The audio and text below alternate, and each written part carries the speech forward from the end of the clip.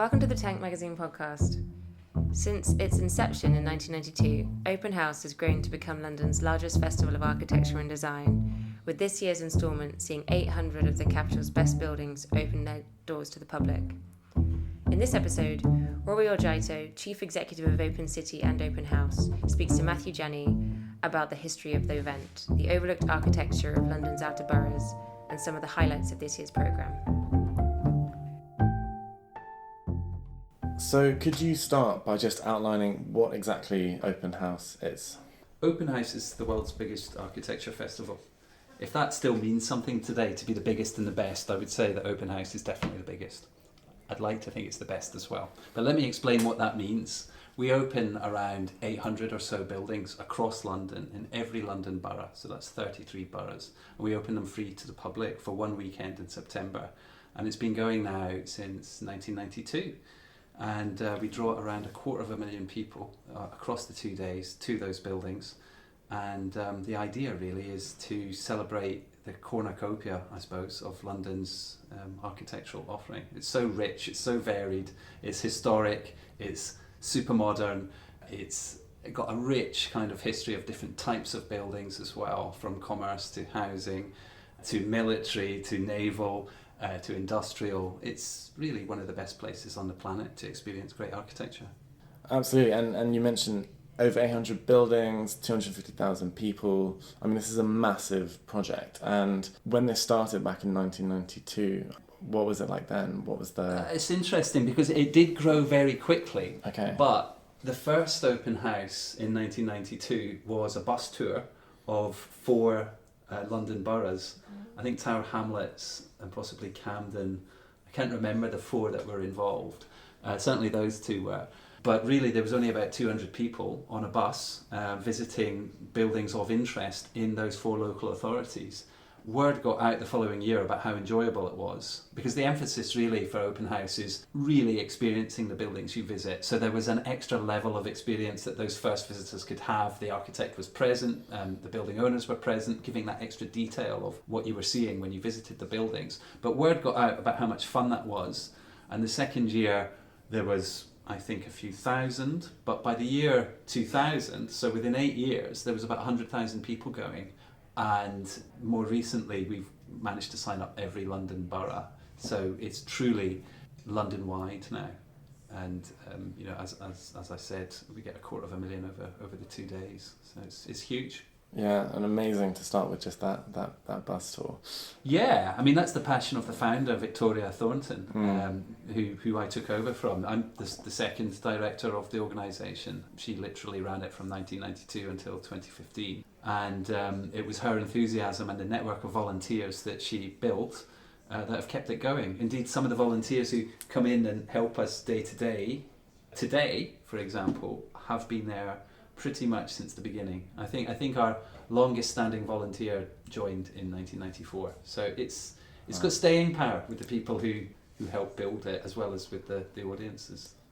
Definitely, and you mentioned the focus is all about this live experience. So what do you get when you go to a building, say on this weekend, that you won't when you're passing it through London or on another day? I mean, what is it about Open House that allows you to really, really experience the essence, the history, the feel of a particular place? I think it's different with each building. So there's a different level of engagement with every building that we have. Some buildings will have events in them, for example. I do a tour every year, a sort of director's tour. I need to go to as many buildings as possible and give a report on the kind of look and feel of the event each year. But a couple of years ago we visited Peckham, and we went to Peckham waiting room in Peckham Rye railway station. It's a heritage building. It's being refurbished at the moment. But what had happened was the local community group who were refurbishing it had put it into Open House. We were very happy to have it included. But they went on and decided to hold a photographic exhibition during the actual event, and attracted several thousand people over the weekend to quite a kind of anonymous building or venue, and they got into the top 10 most visited of all the Open House buildings over the weekend. So there's a different level of engagement depending on the building. Some private homes, for example, the architect who designed that home will be there and will give guided tours. The details are all basically in the programme listings. But it's very much how the people we work with choose to share their building with the public. Some will literally open their doors and you just come in, have a look and leave. Others will take it a little bit further and perhaps hold talks or have drawings or diagrams or something that will give you that extra level of detail on where you're visiting. And you mentioned this amazing cornucopia of different types of buildings, from naval, military, social, private. What tend to be the most visited and the kind of most the places that most people want to go to? I know there's massive queues sometimes outside these places. So yeah, I mean, famously in 2013 we had 40,000 people queuing up to get into Battersea Power Station before it was closed for refurbishment. And as you know, it's still being refurbished to this day. That was a slightly worrying sort of situation when you've got numbers that size. But typically the most visited will clock around 10 or 12,000 people each year. I think last year it was the Foreign Office, which is always busy and is open both days. The Gherkin, which isn't in the programme this year, has traditionally been exceptionally popular as well. These buildings basically, you know, you're going to queue to get in. But I think queuing has become part of the sort of open house tradition as well. I mean, I don't suppose everybody likes queuing, but it's certainly something that we're all familiar with. And, you know, one of the reasons why people volunteer to help an open house is to get hold of our queue jumping badges, actually. So we give all our volunteers badges, which allows them to get to the top of the queue. But so the staying power that you mentioned, I mean, maybe that's... well, yeah, I mean, it can be a bit controversial at times. I mean, myself, actually, when I was doing the director's tour, I had to get in to see a house in the Ainsworth estate, and it's a brutalist housing estate, and there was a number of people queuing up to have a look at this project. And when I jumped in with the photographer, they were all shouting me back and saying, "Who the hell do you think you are?" I had to explain that I'd been working on it for the past year. But yeah, I mean, it shows you how much passion people have for the event. And funny you mentioned brutalism just then. I mean, that's something that a lot of people who aren't necessarily into architecture, you know, have been becoming more interested in, whether it's through social media. It's this very appealing aesthetic that has suddenly become quite popular. I noticed there's Golden Lane Estate this year. Are there any other estates like that you've got new this year, or ones that tend to be particularly absolutely popular? You know, to give it a sort of Lord of the Rings kind of slant, you've got the two towers, Goldfinger's two towers. You've got Trellick Tower this year and Balfron Tower, both available, both in the programme, so you can visit them both this year. What's interesting is they're very similar, but one's in the East End and one's in the West End. And the one in the East End is about 5 years older. So the mistakes, if you can call them that were made on Balfron Tower, Goldfinger thinks he corrected them for his West End tower. And it's slightly bigger, slightly taller. So, you know, that might be quite interesting to go and compare and contrast. Similarly speaking, there's been a refurbishment of the Balfron Tower that Goldfinger did. Some critics, the Architectural Press, for example, are up in arms about it, saying that it's changed the experience of that building and undermines its listed status. The one in the West End has had a more traditional refurbishment, not just recently, but over the years, and retains more of its original look. So, you know, there's an opportunity to compare and contrast those two buildings. But as you say, I think open house is a great way to showcase these new ideas, these new feelings, the kind of changing feelings towards aesthetics and styles that occur. The kind of cycles, like brutalism is back in fashion now. I don't know if it was in fashion before, but it's certainly in fashion now. But yeah, I think open house gives people an opportunity to kind of explore their relationship with architecture and the city in a number of different ways. Definitely, and it's definitely something that, I mean, personally, I've always felt we are so influenced by the architecture that surrounds us. And everywhere when you're walking through London, it's just so different. I remember someone always told me, if you're walking around London, just look up, and you have such a different kind of view. And I think it's something that we don't stop and pause to think about buildings enough, really. I think you're right. I mean, buildings affect us subconsciously. You know, you might sort of find yourself in a bad mood and not actually realise why, but when you think back, like the part of the city that you were walking through, it probably did have some kind of effect. I mean, I think that's undoubtedly the case. Just the other day I was having a conversation with the chairman of Open City, the organisation that runs Open House, Crispin Kelly. He's an architect and he's commissioned lots of architecture as well. But he'd been visiting his daughter in Providence in New England in America, and he was just decrying how sort of ordinary the architecture was. You know, its tall buildings, for example, its commercial business district were really quite dull and sort of unexceptional. And it was when he came back to London he just realised quite how rich the built environment here is. I mean, I wrote in the introduction to the guide this year, I just made mention of the City of London, you know, to quote myself, if I may. I said, you could even argue that the skyline is friendlier looking than before. The jaunty, some might say silly nature of it. Have you seen the city's clusters of towers recently? And I think that's true. You know, there is a kind of wild experimentation in London's architecture where you do have old and new next to each other, where you do have towers that, you know, seem to be really pushing the kind of laws of physics in what's possible just now with certain materials and with the angles at which they relate to the ground. So whether that's a good thing or a bad thing, I'm not sure, but it's reflective of the energy of London.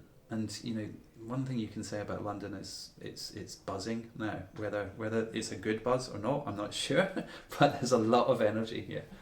So you said we have over 800 buildings. I wondered if you want to talk about maybe 2 or 3 that are new this year, or ones that you particularly enjoyed that have great stories, and kind of share what people can anticipate when the weekend of September comes around. I think one of the things that we're doing this year is exploring a theme. The team behind Open House, Sian Milliner and Annie Simpson, who put together the programme, they wanted to kind of explore the idea of social this year. Social, the word, so it could be social media, it could be social housing, it could be social infrastructure. We felt it was a good way to kind of explore the sort of vibrancy of London and its built environment. And consequently, we've been working with architects who design and deliver a lot of the social housing this year. So we're working with architects called Pollard Thomas Edwards. They're showcasing 5 or 6 of their projects that have recently completed and show the kind of breadth of offer now that's emerging in London's housing. You know, one of the problems of the noughties in London, the sort of first decade of the 21st century, was that we were just building one type of house, and it was primarily to get a quick buck. So we were looking at, you know, 2-bedroom flats, 1-bedroom flats, very little outdoor space provided, etc. And it just wasn't really matching the needs of the city. I think we're starting to see now a more progressive approach to the housing challenges in London. And architects like PTE, but also Clarion Housing Group, which is a housing association that are partnering with us this year. Together, we're trying to show a kind of range of new housing types that are emerging. Another partner is Hackney Council. Hackney Council are sort of being lauded for their approach to building social housing now in the city. They're using a kind of cross-subsidy model that sees more expensive for sale housing covering the cost of for rent housing. And, you know, the design of this stuff is great. It's picking up awards. They're picking up REBA awards, which are the kind of long list for the Sterling Prize. So we're starting to see some of London's better architects designing housing again. That was something that hadn't happened for years. Like the kind of talented architects were being drawn away by big bucks in the culture sector and in commercial offices, things like that. But there's a sense now that it has to be housing. You know, Thomas Heatherwick desperately wants to design housing, hospital and prisons, you know, but he's stuck with the kind of luxury shopping centres at the moment. But believe me, that's what he wants to do. So going back to a kind of Le Corbusier style of seeing kind of housing as this quite aspirational thing to kind of put the architectural great minds of today behind. Absolutely. I mean, I think, you know, architecture, the professions around the built environment understand that they need to play a role in basically sorting out the 21st century, you know, like how we actually live with each other and have space and time to kind of connect with each other, but also climate change. I mean, there's a huge amount of contribution to carbon production in this sector, and I think architects are really, they want to feel that they can do something that's socially useful now, and you know, the easiest way to do that is to sort out the housing challenge, sort out the infrastructure problems, but you know, getting the best minds onto these projects is a challenge in itself. And what we can do at Open House is really highlight best examples. So best examples of infrastructure, best examples of housing, and also hold talks and debates around these subjects in appropriate locations. You know, we really like the idea that you learn from where you are, and that's part of that whole live experience. You know, there's so many kind of opportunities to experience the city from a virtual perspective now. We want to say, look, what about the real thing? You know, it's that you can actually, the closer you look, the more time you spend somewhere, you will begin to understand your city, maybe even yourself a little bit more. And clearly people do, I mean, still want that experience that isn't virtual, you know, with the numbers that you're building up. But it also reminds me of what's going on perhaps in the media more generally, with people returning to print, people buying more books. I think there definitely is a demand and a need for that off-digital experience. I think that's true. I mean, I think, as you say, we're starting to see people craving a kind of physical experience in a variety of different ways, whether it's, you know, buying vinyl instead of using Spotify. But likewise, I think experiencing buildings in the flesh is quite different from looking at them on the screen. I'm a big fan of DZine as a website, and I think what Marcus Fairs has done with that brand is excellent in terms of publishing.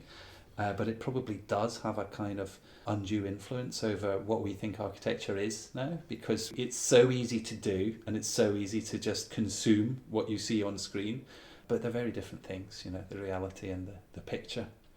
And this is why I think Open House is great as well, and that it brings in people's private homes. So you're not just looking at, you know, the 10 Downing Streets, the US Embassy, the Old Bailey, these very kind of famous examples, but you're actually looking at some quite intimate and more kind of imaginative ways that people, you know, you and me are kind of doing with their homes. And I wondered if you could say a little bit about that and how you find these people and kind of how people relate to this aspect of the weekend. I mean, you're right. This has always been a huge part of Open House's appeal and success, really, is the opening up of private residences throughout London. I mean, East London, obviously, in the last 10 years as well, has been a sort of test ground for a lot of young architects. So, you know, Open House has become one of the ways that young architects show off their work now. You know, they will seek to get published in the Architect's Journal and DZine and Icon and the rest of them, but they will also look to showcase the work that they've done through Open House. And it's a great way to kind of, for interested members of the public to kind of get a sense of who the emerging interesting architects are, but also what they could do with their own homes. I mean, one of my favourite projects is 6 Wood Lane, and it's an architect designed house in Haringey. He designed it for himself, but it's such a kind of stunning interpretation of what the house could be. It might not sound it the way I describe it, but he draws a lot of detailing from boat architecture. I mean, that's quite common. You know, you often get architects fetishizing boat details in architecture. But the way he's done it there is so exquisite. And when you visit, because it's his home, he's the architect, he designed it, you just get that extra level of insight into the project. It's really fascinating. But one project this year that we're showcasing that's really got me excited is actually called By Beck Road, and it's actually just a terrace in Bethnal Green. I know Beck Road very Beck well, Road? with the railway That's going right. across the middle. That's right. I mean, it's a fascinating townscape in itself. It's often used in filming, especially when they're Very trying to film early something up north. Actually, it sort of doubles as Yorkshire in London, you know. It really does. It has that kind of early 20th century kind of feel to it. Definitely. Yeah, it's like, it looks like a row of workers' homes. There's a railway that crashes right through the middle of the street, but underneath those arches, actually, there's fantastic art studios. And also Beck Road has a history of artists having lived there. And we were approached by a couple of residents who had recently moved into the area, were very conscious of being incomers and wanted to sort of connect with locals and, you know, the architecture and built environment of where they lived. And they approached us and said, could we do something in Open House? A number of artists used to live here. Perhaps we could open up those homes and have exhibitions of artwork that used to be made in these homes. Now that sounds like a big ask, but over the last couple of months we've worked with them. They've done most of the work. A guy called Alistair Carruthers and Catherine Lovering There are 2 residents.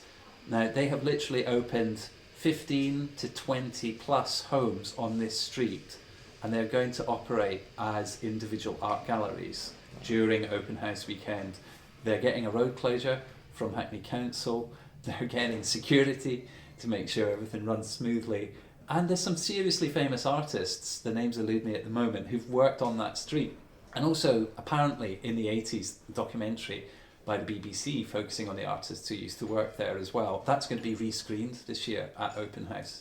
So it's that level of kind of connection that people have with Open House where they think, I want to do something really big, really ambitious. I want to support my local neighbourhood, but also uncover something new about the place. So I didn't know about Beckroad and its amazing art history. That's going to be uncovered now through Open House, and it's just a real pleasure to get involved in projects like that. And just to take a quote from your website, which I was interested in, was, "The best cities arise when an informed and diverse public play an active role in shaping and maintaining the neighbourhoods they live in."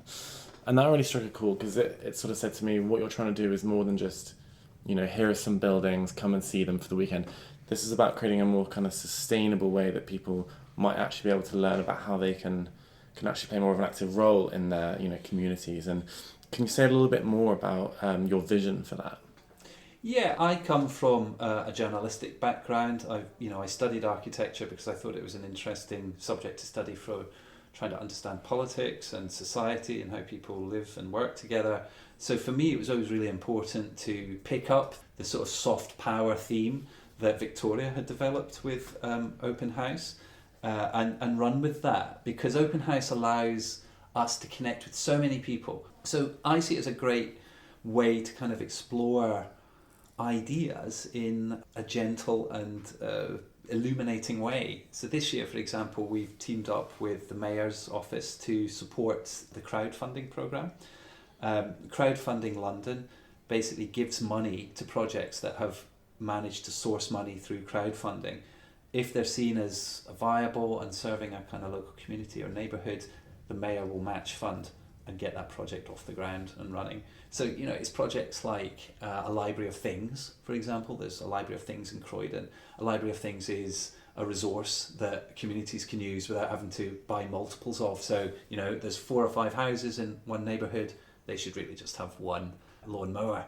We need to move towards that kind of behaviour ultimately long term if we're going to come out on top of the 21st century. So we're very keen to kind of, in a gentle way, in a soft power kind of way, focus on these projects. So as I said, we've teamed up with Crowdfund London this year to focus on 4 or 5 of the best mayoral funded projects that are community centred and have sort of been ground up and developed by locals. And that opportunity to connect with people is the strength of Open House. It has long had this ability to open up new ideas to people without ramming it down their throats. Another thing that we're doing in the near future is a talk on privately owned public spaces, because this is a phenomena in London. Like Granary Square at King's Cross, for example, is privately owned, but it feels like a public space. Trafalgar Square, which is more traditional public space, feels sometimes like it's privately owned. So, what are the advantages and disadvantages of these kind of scenarios and setups? What do they mean? What does it mean for the wider feel of the city and how we move about the city? All of these ideas, I think, can be explored through Open House and through some of the other events and programs that we have at Open City, the organisation behind Open House. So yeah, there's always something to see in London, and we, I suppose, in terms of next steps, are trying to help people connect with these other aspects of the city more easily and more readily.